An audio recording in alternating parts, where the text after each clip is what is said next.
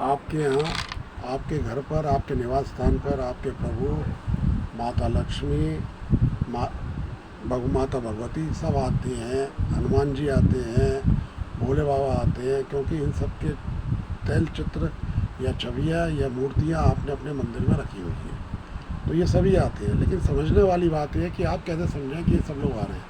पहली बात तो एक बात ये समझ लें आप कि किसी भी हालत में आपके घर में, यानी कि माँ अन्नपूर्णा की रसोई होती है जिसमें आप खाना खाते हैं, बनाते हैं, माँ अन्नपूर्णा की रसोई चलाती है, वो उस रसोई का अनादर नहीं होना चाहिए। यानी रसोई बिल्कुल साफ़ सुथरी होनी चाहिए और कहीं भी किसी तरह की गंदगी नहीं होनी चाहिए, तभी आपके घर रसोई में माँ अन्नपूर्णा वास करेंगी। माँ अन्नपूर्णा वास करने से तात्पर्य है कि आपकी रसोई में कभी भी धन धान्य की कोई कमी नहीं होगी, खाने पीने की कोई कमी नहीं होगी। जब खाने पीने की कोई कमी नहीं होगी तो आपका खाना पीना तो व्यापार से ही आएगा, उसका पैसा तो आपका व्यापार भी चलेगा।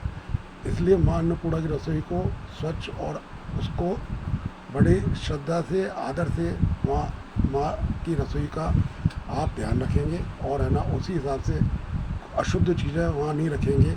माँ की रसोई में जैसे अपनी रसोई में जैसे प्याज अंडा वगैरह ये नहीं रखेंगे, उसके लिए आप अलग स्थान बनाएं अगर आप खाना चाहते हैं तो। पहले तो मैं यही कहता हूँ कि प्याज अंडा होना ही नहीं चाहिए, लेकिन यदि रखते हैं, खाते हैं, आपकी इच्छा है तो उसको अलग स्थान में रखें, माँ की रसोई में शामिल ना करें।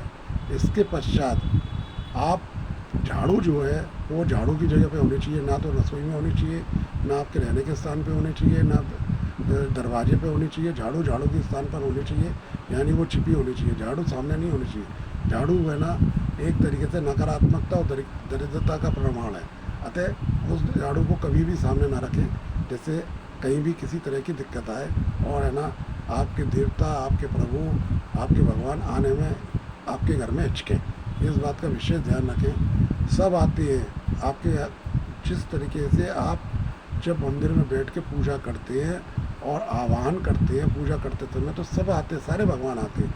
समझने की बात है, आह्वान आप करेंगे तो वो ज़रूर आएंगे, लेकिन ये आपको समझना है कि कैसे उनकी सेवा करनी है, उनका सम्मान करना है। ये तभी हो सकता है जब आप पूर्ण निष्ठा से, पूर्ण विश्वास के साथ पूजा करें और इसके अलावा अपने पूजा कक्ष को बिल्कुल स्वच्छ रखें। मन स्वच्छ होना चाहिए, आपके कपड़े कपड़े उजले होने चाहिए। आप प्रतिदिन स्नान करके सेवा भाव करते हुए और ये मानते हुए कि जिस तरीके से आप भोजन करते हैं, जिस तरीके से आप कपड़े बदलते हैं, जिस तरीके से आप खाते हैं, आप चलते हैं, आप बैठते हैं, उसी तरीके से अपने सभी भगवानों की सेवा करें तो भगवान जरूर आपके पास आएंगे और आपके घर में विराजमान होंगे। ये आपको अपने आप पता चल जाएगा। सोचना समझने की शक्ति चाहिए, बस और कुछ नहीं चाहिए। जय माता दी।